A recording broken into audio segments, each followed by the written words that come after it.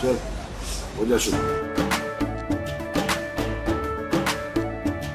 केसरिया से मन जोगी हुआ रे, दिल झूमे देखो पतवारा हुआ रे, दिल झूमे देखो पतवारा हुआ रे।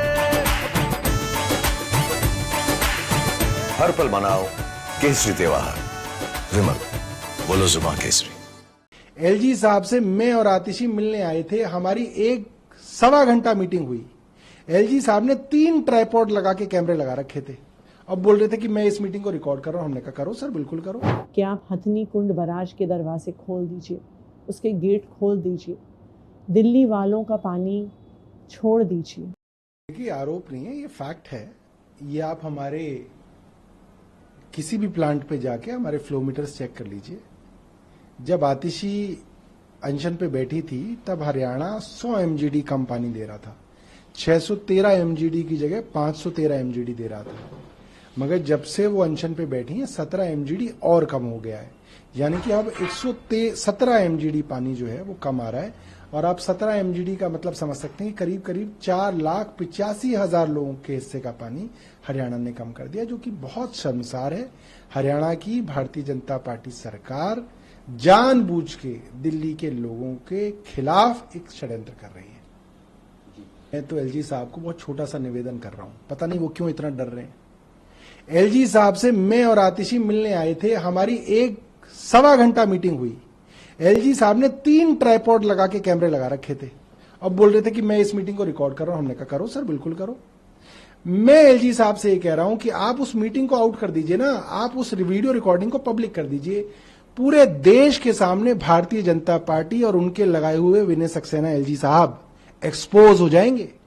मुंह छुपाने के लिए जगह नहीं मिलेगी एलजी साहब को। अगर उन्होंने वो वीडियो, मैं आपको बता तो रहा हूं, उसके अंदर भारतीय जनता पार्टी और विनय सक्सेना साहब दोनों एक्सपोज हो गए कि वे लोग दिल्ली के खिलाफ काम कर रहे हैं और हम लोग दिल्ली वालों के हक के लिए काम कर रहे हैं। मैं बार बार कह रहा हूं, आप क्यों भाग रहे हैं एलजी साहब?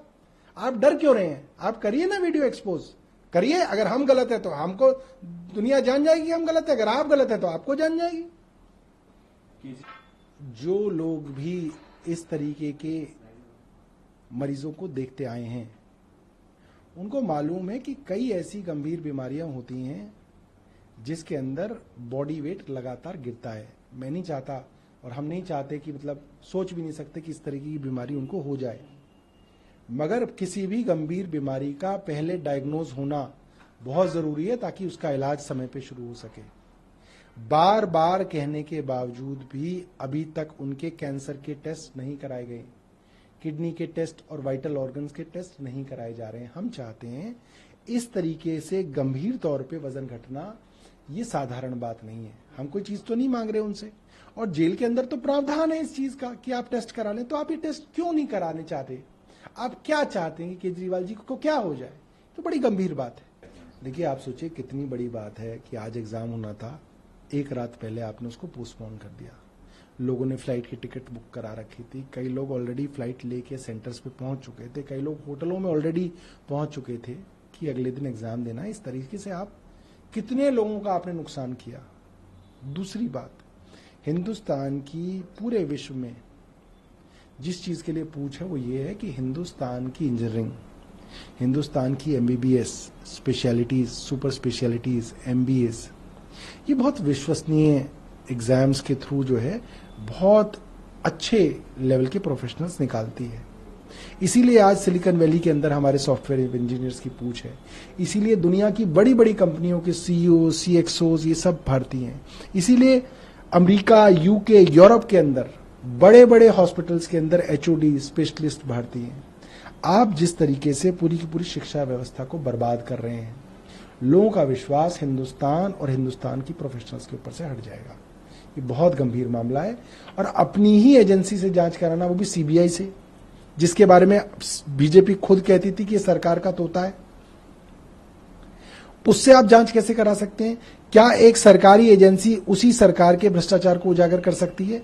हमने बार बार कहा ये सुप्रीम कोर्ट मॉनिटर्ड इन्वेस्टिगेशन होनी चाहिए या जॉइंट पार्लियामेंट्री कमेटी द्वारा इन्वेस्टिगेशन होनी चाहिए। उनके चीफ को हटाया गया सर इनकी। देखिए ये सिर्फ लीपापोती है, ये पूरी की पूरी लीपापोती की जा रही है। इतना बड़ा भ्रष्टाचार सरकार की मर्जी के बिना मुझे नहीं लगता कि हो सकता है। Thank you. आज मेरे अनिश्चितकालीन अनशन का तीसरा दिन है। मैं इस अनशन पे इसलिए बैठी हूँ क्योंकि दिल्ली में पानी का बहुत संकट है, दिल्ली में पानी की बहुत कमी है। दिल्ली में अपना पानी नहीं है, दिल्ली का सारा पानी पड़ोसी राज्यों से आता है। दिल्ली में कुल पानी 1005 MGD है, जिसमें से 613 MGD यानी 613 मिलियन गैलन प्रतिदिन हरियाणा से आता है। लेकिन पिछले 3 हफ्ते से हरियाणा ने अपना पानी कम कर दिया है, वो दिल्ली को पानी दे नहीं रहे।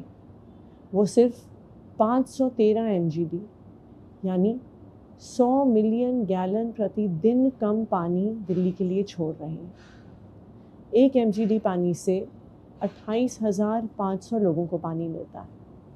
यानी जब हरियाणा 100 MGD पानी 100 मिलियन गैलन प्रतिदिन पानी कम छोड़ रहा है, तो दिल्ली के 28 लाख लोगों को पानी नहीं मिल रहा है।